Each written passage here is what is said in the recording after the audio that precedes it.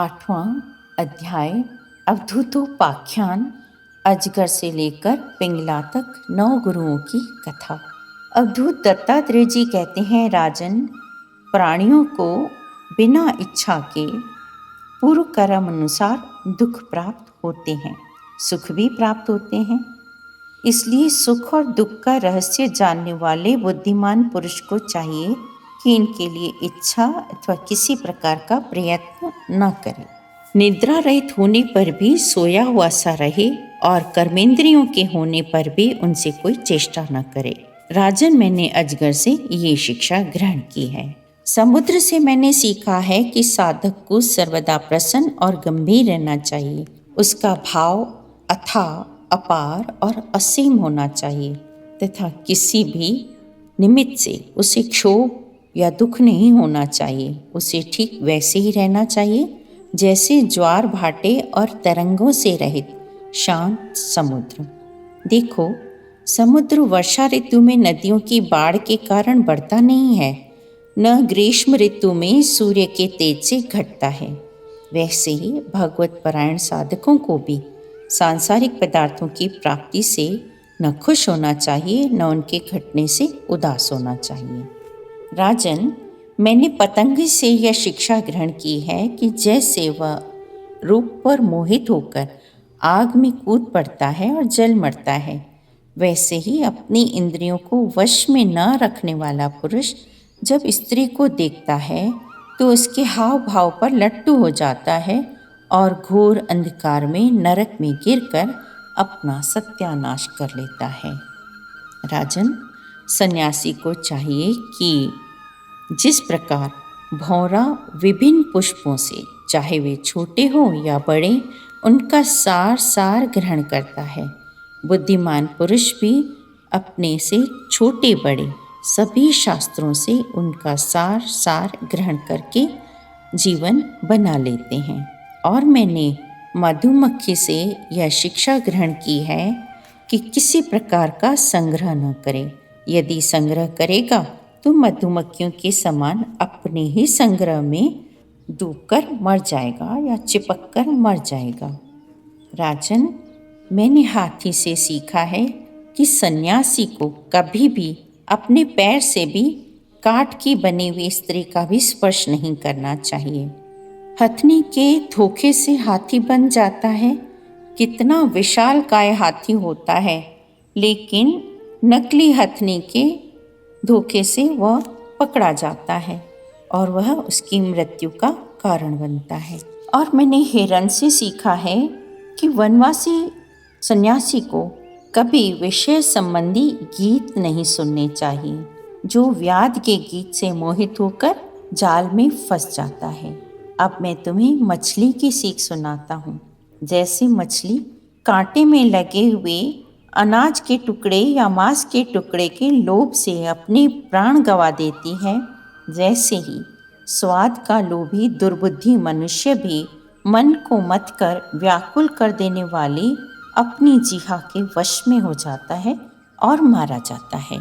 मनुष्य और सब इंद्रियों पर विजय प्राप्त कर लेने पर भी तब तक जितेंद्रिय नहीं हो सकता जब तक रसींद्रिय को अपने वश में नहीं कर लेता।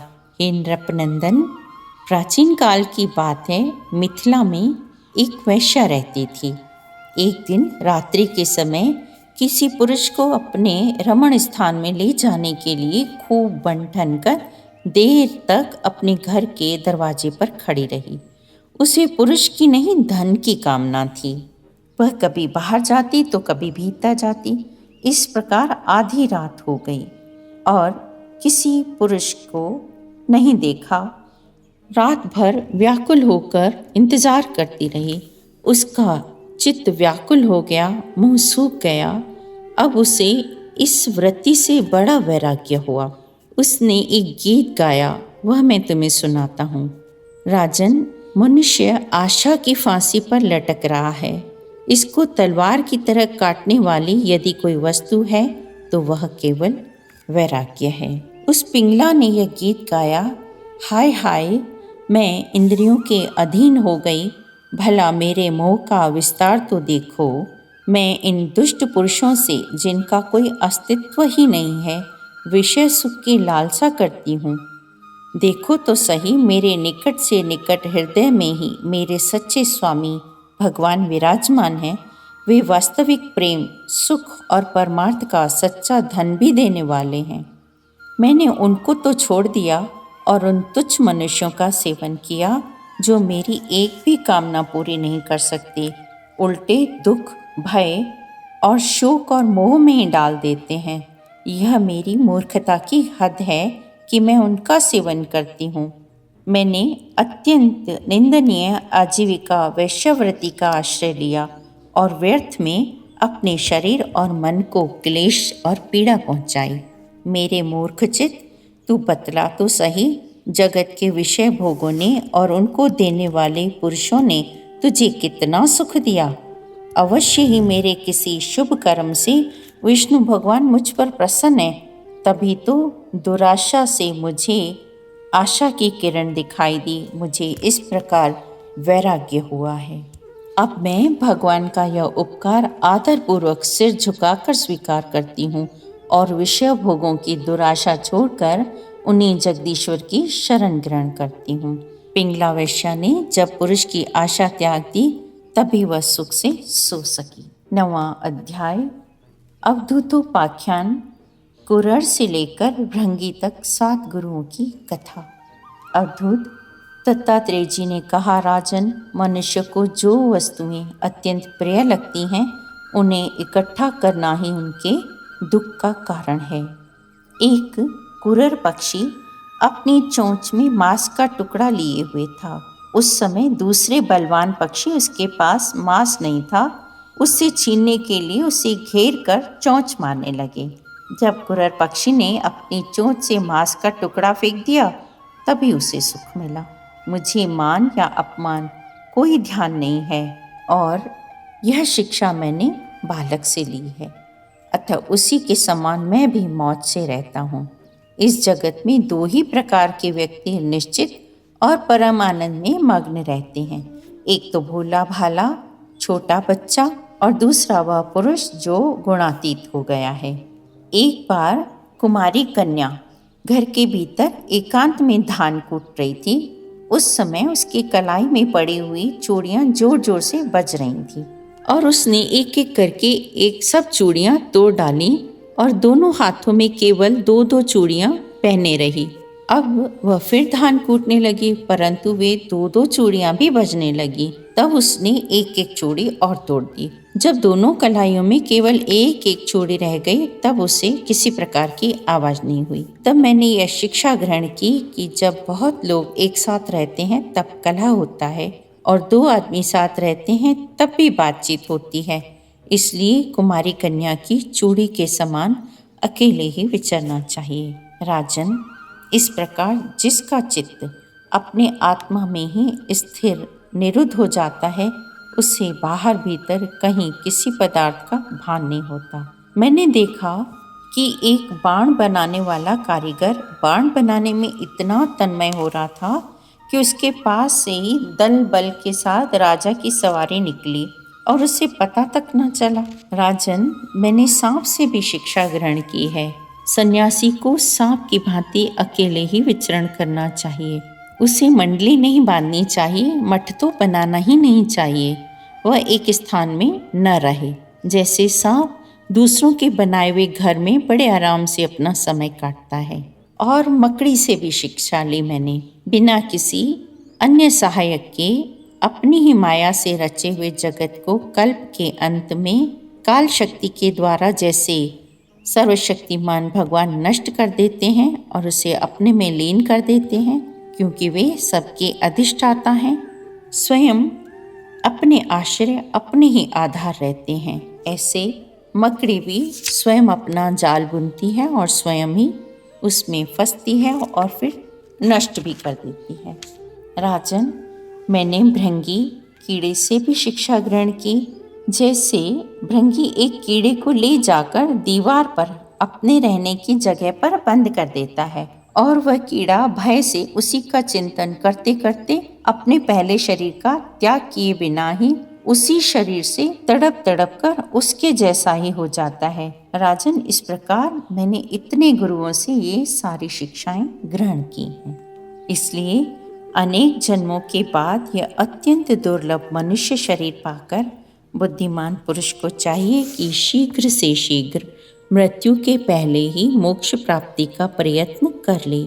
इस जीवन का मुख्य उद्देश्य मोक्ष ही है। विषय भोग तो सभी योनियों में प्राप्त हो जाते हैं, इसलिए उनके संग्रह में यह अमूल्य जीवन नहीं खोना चाहिए। यही सब सोच विचार कर मुझे जगत से वैराग्य हो गया। मेरे हृदय में ज्ञान विज्ञान की ज्योति जगमगाती रहती है। न तो कहीं मेरी आसक्ति है और न कहीं अहंकार ही। अब मैं स्वच्छंद रूप से इस पृथ्वी पर विचरण करता हूँ, एक बालक की तरह। प्यारे उद्धव, अब भगवान श्री कृष्ण कहते हैं कि प्यारे उद्धव, पूर्वजों के भी पूर्वज राजा यदु अवधूत दत्तात्रेय की यह बात सुनकर समस्त आसक्तियों से छुटकारा पा गए और समदर्शी हो गए। इसी प्रकार तुम्हें भी समस्त आसक्तियों का परित्याग करके समदर्शी हो जाना चाहिए। 10वां अध्याय, लौकिक तथा पारलौकिक भोगों की असारता का निरूपण। भगवान श्री कृष्ण कहते हैं कि प्यारे उद्धव, साधक को चाहिए कि सब तरह से मेरी शरण में रहकर गीता, पांचरात्र आदि मेरे द्वारा उपदिष्ट अपने धर्मों का सावधानी से पालन करे। साथ ही जहाँ तक उनसे विरोध न हो वहाँ तक निष्काम भाव से अपने वर्ण, आश्रम और कुल के अनुसार सदाचार का भी अनुष्ठान करे। जिज्ञासु पुरुष के लिए यम और नियमों के पालन से भी बढ़कर आवश्यक बात यह है कि वह अपने गुरु की, जो मेरे स्वरूप को जानने वाले और शांत हों, मेरा ही स्वरूप समझकर सेवा करे। शिष्य को अभिमान नहीं करना चाहिए, किसी का बुरा न सोचे, वह प्रत्येक कार्य में कुशल हो, उसे आलस्य छू न जाए, किसी के दोष न देखे। उद्धव, जैसे जलने वाली लकड़ी से उसे जलाने वाली आग सर्वथा अलग है। जब आग लकड़ी में प्रज्वलित होती है तब लकड़ी के उत्पत्ति, विनाश, बढ़ाई, छोटाई और अनेकता आदि सभी गुण वह स्वयं ग्रहण कर लेती है, परंतु लकड़ी के उन गुणों से आग का कोई संबंध नहीं होता। बुद्धिमान शिष्य सतगुरु के द्वारा जो अत्यंत विशुद्ध ज्ञान प्राप्त करता है, वह तीनों गुणों से बनी हुई विषयों की माया को भस्म कर देता है। तत्पश्चात वे गुण भी भस्म हो जाते हैं जिनसे कि यह संसार बना हुआ है। इस प्रकार सबके भस्म हो जाने पर आत्मा के अतिरिक्त और कोई वस्तु शेष नहीं रह जाती। तब वह ज्ञान अग्नि अपने वास्तविक स्वरूप में शांत हो जाती है। प्यारे उद्धव, लौकिक सुख के समान पारलौकिक सुख भी दोष युक्त ही है, क्योंकि वहाँ भी बराबरी वालों से होड़ चलती है। अधिक सुख भोगने वालों के प्रति ईर्ष्या होती है, उनके गुणों में दोष निकाला जाता है और छोटों से घृणा होती है। प्रतिदिन पुण्य क्षीण होने के साथ ही वहाँ के सुख भी एक दिन नष्ट हो जाते हैं। जैसे हरी भरी खेती भी अतिवृष्टि या अनावृष्टि अर्थात ज़्यादा बारिश या कम बारिश से नष्ट हो जाती है, वैसे ही स्वर्ग भी प्राप्त होते होते विघ्नों के कारण नहीं मिलता। यज्ञ करने वाला पुरुष यज्ञों के द्वारा देवताओं की आराधना करके स्वर्ग में जाता है और वहाँ अपने पुण्य कर्मों के द्वारा उपार्जित दिव्य भोगों को देवताओं के समान भोगता है। फिर बेसुध हो जाता है कि उसे इस बात का पता ही नहीं चलता कि अब मेरे पुण्य समाप्त हो जाएंगे और मैं यहाँ से धकेल दिया जाऊंगा, क्योंकि काल की चाल ही ऐसी है। तब उद्धव जी ने पूछा, भगवान, यह आत्मा गुणों से सर्वथा रहित है, फिर भी इससे बंधन की प्राप्ति कैसे होती है? अच्युत, प्रश्न का मर्म जानने वालों में आप सर्वश्रेष्ठ हैं, इसलिए आप मेरे इस प्रश्न का उत्तर दीजिए। एक ही आत्मा अनादि गुणों के संग से बंधा हुआ भी मालूम पड़ता है, असंग होने के कारण नित्य मुक्त भी।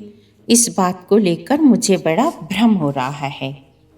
11वां अध्याय, बद्ध मुक्त और भक्तजनों के लक्षण। भगवान श्री कृष्ण ने कहा, प्यारे उद्धव, न आत्मा बद्ध है और न मुक्त, इसलिए न मेरा मोक्ष है न तो मेरा बंधन ही है। शोक, मोह, सुख और दुख, शरीर की उत्पत्ति और मृत्यु, यह सब संसार का बखेड़ा माया है। इसी के कारण प्रतीत भी होता है, वास्तविक नहीं है। उद्धव, शरीरधारियों को मुक्ति का अनुभव कराने वाली आत्मविद्या और बंधन का अनुभव कराने वाली अविद्या, ये दोनों ही मेरी अनादि शक्तियाँ हैं। मेरी माया से ही इनकी रचना हुई है। इनका कोई वास्तविक अस्तित्व नहीं है।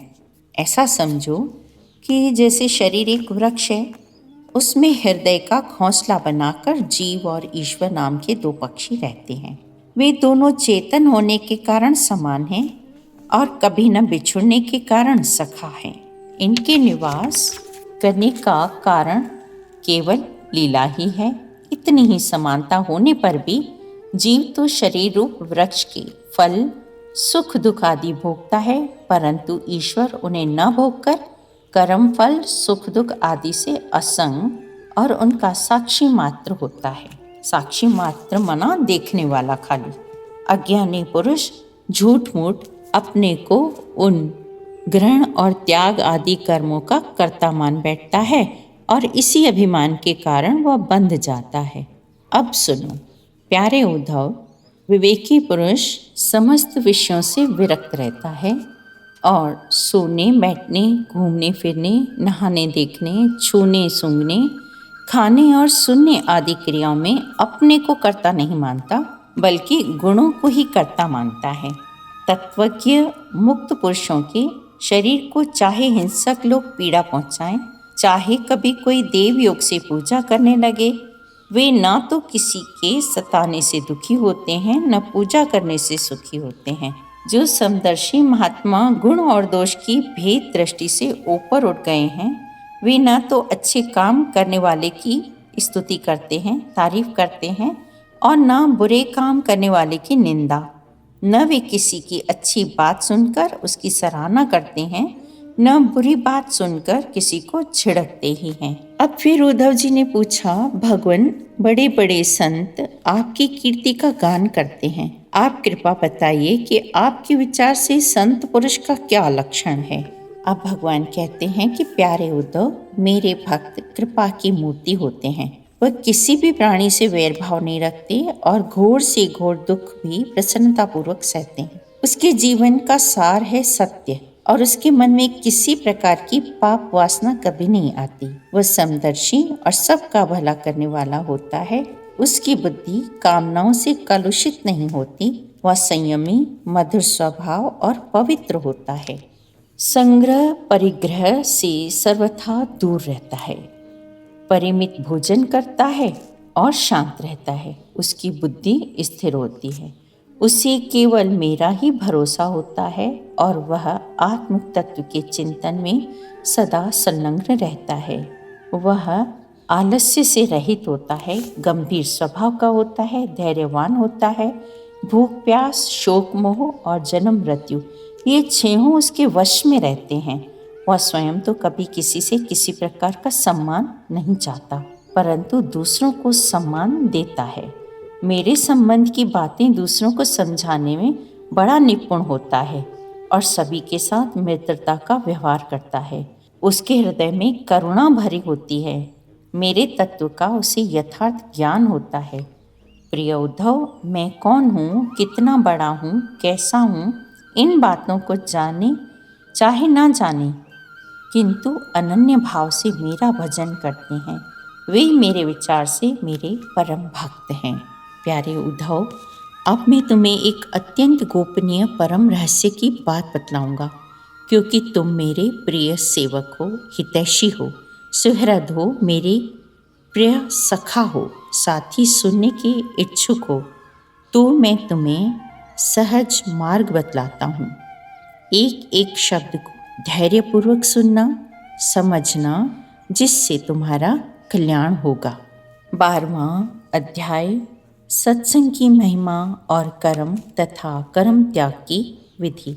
भगवान श्री कृष्ण कहते हैं, प्रिय उद्धव, जगत में जितनी आसक्तियां हैं उन्हें सत्संग नष्ट कर देता है। यही कारण है कि सत्संग मुझे वश में कर लेता है। यह एक युग की नहीं, सभी युगों की बात है। सत्संग के द्वारा ही प्रकृति के बहुत से प्रहलाद, बलि, बाणासुर, विभीषण, सुग्रीव, हनुमान, जामवंत, गजेंद्र, जटायु, ब्रज की गोपियाँ, यज्ञपत्नियाँ और दूसरे लोग भी सत्संग के प्रभाव से ही मुझे प्राप्त कर सके हैं। उन लोगों ने न तो वेदों का अध्ययन किया था, न विधि पूर्वक महापुरुषों की उपासना की थी, न कोई व्रत, न कोई तपस्या की थी। बस केवल सत्संग के प्रभाव से ही वे मुझे प्राप्त हो गए। गोपियाँ, गायें, यमलार्जुन आदि वृक्ष, ब्रज के हिरन, पशु, कालिय नाग, ये तो साधन साध्य के संबंध में सर्वथा ही मूढ़ बुद्धि थे, जिन्होंने केवल प्रेमपूर्ण भाव के द्वारा ही अनायास मेरी प्राप्ति कर ली। उद्धव, उन गोपियों में बहुत सी तो ऐसी थीं जो मेरे वास्तविक स्वरूप को नहीं जानती थी। वे मुझे भगवान न जानकर केवल प्रियतम ही समझती थीं, किंतु संग के प्रभाव से ही उन्होंने मुझे भी पा लिया। उद्धव जी ने कहा, सनकादि योगेश्वरों के भी परमेश्वर प्रभु, यूं तो मैं आपका उपदेश सुन रहा हूँ, परंतु इससे मेरे मन का संदेह नहीं मिट रहा। मुझे स्वधर्म का पालन करना चाहिए या सब कुछ छोड़कर आपकी शरण ग्रहण करनी चाहिए। मेरा मन इसी दुविधा में लटक रहा है। आप कृपा करके मुझे भली भांति समझाइए। भगवान श्री कृष्ण ने कहा, प्रिय उद्धव, परमात्मा का परोक्ष रूप से वर्णन किया जाता है। वास्तव में अपरोक्ष प्रत्यक्ष ही है, क्योंकि वे ही समस्त वस्तुओं को सत्ता, स्फूर्ति और जीवन दान करने वाले हैं। वे ही पहले अनाहत नाद स्वरूप परावाणी नामक प्राण के साथ मूलाधार चक्र में प्रवेश करते हैं। उसके बाद मणिपुर चक्र यानी नाभि स्थान में आकर पश्यंती वाणी का मनोमय सूक्ष्म रूप धारण करते हैं और उसके बाद कंठ देश यानी गले में स्थित विशुद्ध नामक चक्र में आते हैं और वहाँ मध्यमा वाणी के रूप में व्यक्त होते हैं। फिर क्रमशः मुख में आकर ह्रस्व, दीर्घ आदि मात्राओं के द्वारा उदात्त, अनुदात्त आदि स्वर तथा ककार आदि वर्ण रूप, ककार यानी क ख ग वर्णमाला रूप से स्थूल वैखरी वाणी का रूप ग्रहण करते हैं। वैखरी यानी जो शब्द रूपों से बोली जाती है, ग्रहण कर लेते हैं। फिर अग्नि आकाश में विद्युत के रूप में अव्यक्त रूप में स्थित है। जब बलपूर्वक काष्ठ मंथन किया जाता है, काष्ठ मंथन माना लकड़ी, और जब वायु की सहायता से वह अपने अत्यंत सूक्ष्म चिंगारी के रूप में प्रकट होती है और फिर आहुति देने पर प्रचंड रूप धारण कर लेती है, वैसे ही मैं भी शब्द ब्रह्म स्वरूप में क्रमशः परा, पश्यंती, मध्यमा और वैखरी वाणी के रूप में प्रकट होता हूँ। इसी प्रकार बोलना, हाथों से काम करना, पैरों से चलना, सूंघना, चखना, देखना, छूना, सुनना, मन से संकल्प विकल्प करना, बुद्धि से समझना, अहंकार के द्वारा अभिमान करना, सबका ताना बाना बोलना तथा सत्वगुण, रजोगुण, तमोगुण के द्वारा सारे विकार, कहाँ तक कहूँ, समस्त कर्ता, कारण और कर्म मेरी ही अभिव्यक्तियाँ हैं। जैसे उपजाऊ खेत में बोया हुआ बीज शाखा, पत्र, पुष्प आदि अनेक रूप धारण कर लेता है, वैसे ही काल गति से माया का आश्रय लेकर शक्ति विभाजन के द्वारा परमेश्वर ही अनेक रूपों में प्रतीत होने लगता है। जैसे तागों के ताने भाने से वस्त्र ओतप्रोत रहता है, वैसे ही यह सारा विश्व परमात्मा में ही ओतप्रोत है।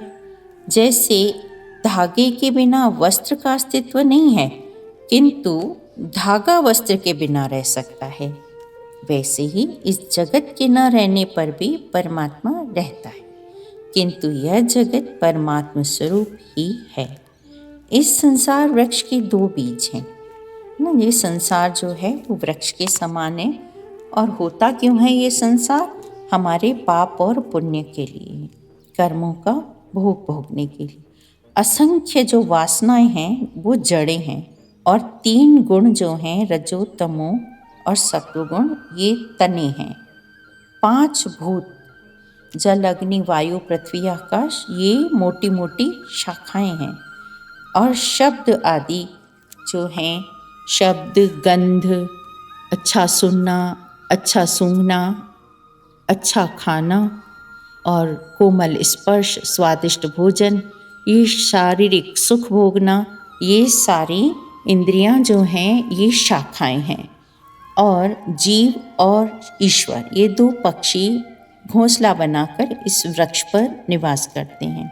इस वृक्ष में वात, पित्त, कफ ये 3 तरह की जो है ये दोष हैं शरीर के, ये इसकी शरीर छाल है वृक्ष की। इसके 2 तरह के फल लगते हैं, सुख और दुख। यह विशाल वृक्ष सूर्यमंडल तक फैला हुआ है, और इस सूर्यमंडल का भेदन कर जाने वाले मुक्त पुरुष फिर संसार चक्र में नहीं पड़ते।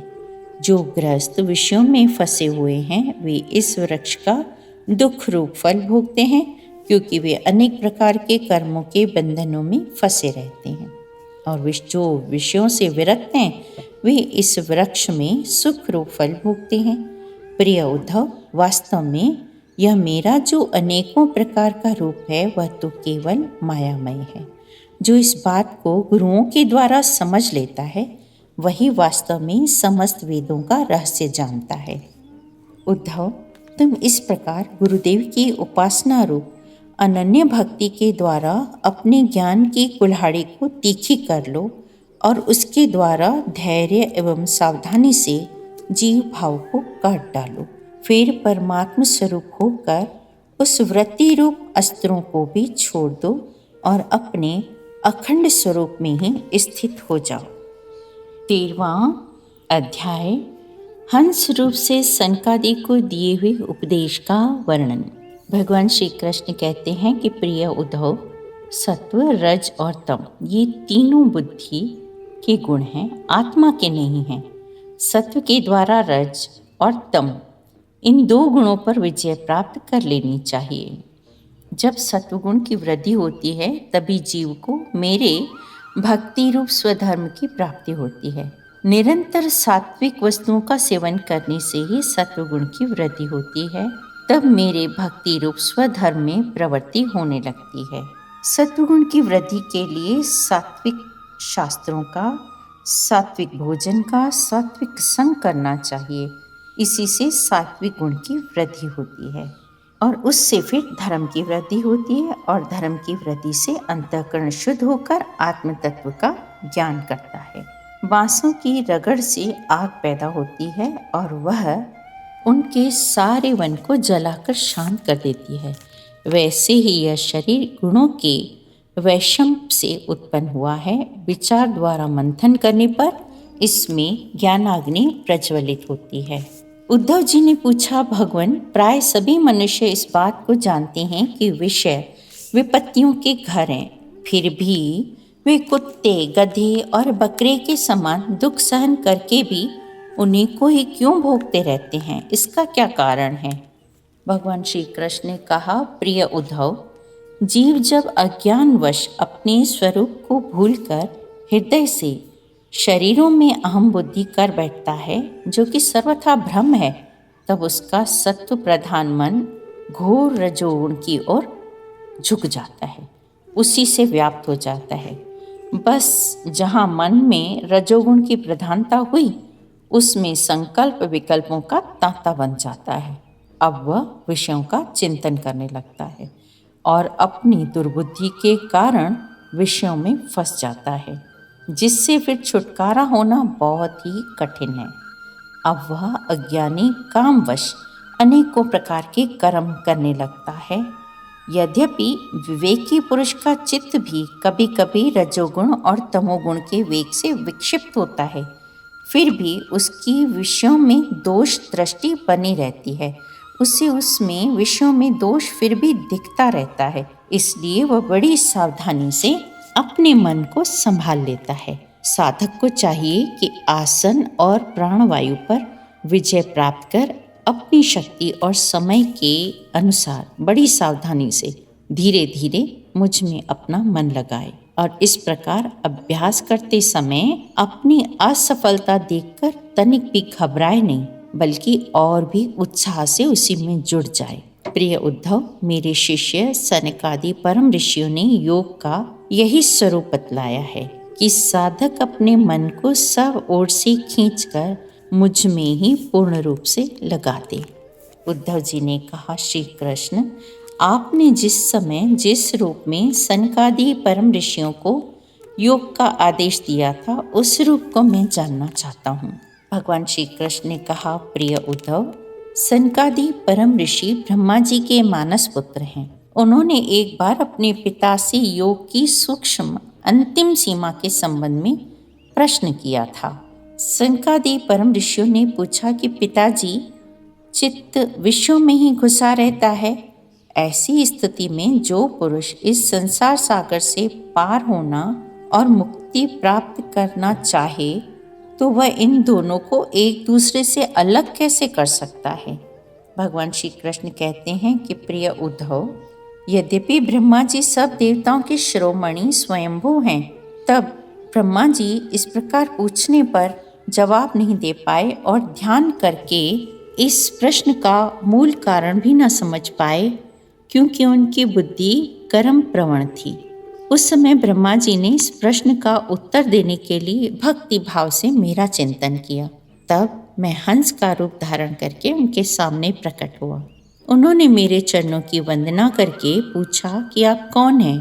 प्रिय उद्धव, सनकादि परमार्थ तत्व के जिज्ञासु थे, इसलिए उनके पूछने पर उस समय मैंने जो कुछ कहा वह तुम सुनो। ब्राह्मणों, मैं यदि उत्तर देने के लिए बोलूं भी तो किस जाति, गुण और संबंध आदि का आश्रय लेकर उत्तर दूं? देवता, मनुष्य, पशु पक्षी आदि सभी के शरीर पंचभूतों से बने हैं। ऐसी स्थिति में आप कौन हैं, यह आप लोगों का यह प्रश्न ही गलत है, सिर्फ वाणी का व्यवहार है, विचारपूर्वक प्रश्न नहीं है, अतः प्रश्न ही निरर्थक है। मन से, वाणी से, दृष्टि से तथा अन्य इंद्रियों से भी जो कुछ ग्रहण किया जाता है वह सब मैं ही हूँ, मुझसे भिन्न और कुछ है ही नहीं। यह सिद्धांत आप लोग तत्व विचार के द्वारा समझ लीजिए। पुत्रों, यह चित्त चिंतन करते करते विषयाकार हो जाता है और विषय चित्त में प्रवेश कर जाते हैं। चित्त अर्थात विषय विकार जो हैं वो मन में प्रवेश कर जाते हैं, यह बात सत्य है। फिर भी विषय और चित्त ये दोनों ही मेरे स्वरूपभूत जीव के देह हैं। आत्मा का चित्त और विषय के साथ कोई संबंध नहीं है। जो विषय हैं और जो विकार हैं ये सारे देह के ही धर्म हैं। आत्मा का इन विषयों से कोई संबंध नहीं है। इसलिए बार बार विषयों का सेवन करते रहने से मन विषयों में आसक्त हो गया है और विषय मन में प्रवेश हो गए हैं। इन दोनों को अपने वास्तविक आत्मा से अभिन्न मुझ परमात्मा का साक्षात्कार करके त्याग दो। जागृत, स्वप्न और सुषुप्ति ये तीनों अवस्थाएं सत्व आदि गुणों के अनुसार होती हैं। ये बुद्धि की वृत्तियां हैं, भगवान सच्चिदानंद का स्वभाव नहीं है। यह सिद्धांत श्रुति, युक्ति और अनुभूति से युक्त है। जब तक पुरुष की भिन्न भिन्न पदार्थों में सत्य बुद्धि, अहम बुद्धि, मम बुद्धि युक्तियों के द्वारा निवृत्त नहीं हो जाती, मतलब जब तक इन चीज़ों को खत्म नहीं कर देती, इस तरह की बुद्धियों को का निवारण नहीं हो जाता, तब तक वह अज्ञानी यद्यपि जागता है तभी भी सोता हुआ सा रहता है। जो जागृत अवस्था में समस्त पदार्थों को अनुभव करता है और स्वप्न अवस्था में देखे हुए पदार्थों को अनुभव करता है और सुषुप्ति अवस्था में उन सब विषयों को समेटकर उनके विनाश को अनुभव करता है कि वह एक ही है। जागृत अवस्था के इंद्रिय, स्वप्न अवस्था के मन और सुषुप्ति की बुद्धि का भी वही स्वामी है और वह त्रिगुणमयी तीनों अवस्थाओं का साक्षी है। जब मैंने स्वप्न देखा, जो मैं सोया वही मैं जाग रहा हूँ। इस स्मृति के बल पर, इस याद के बल पर एक ही आत्मा का समस्त अवस्थाओं में होना, यानी जागे हुए भी होना, सोए हुए भी होना और गहरी नींद में भी होना, ये इसको देखने वाला साक्षी जो है आत्मा, ये सिद्ध होता है कि वो आत्मा तीनों स्थितियों से अलग है। ऐसा विचार कर मन की ये तीनों अवस्थाएं गुणों के द्वारा मेरी माया से मेरे अंश स्वरूप जीव में कल्पित की गई हैं और आत्माएं ये नितांत असत्य है।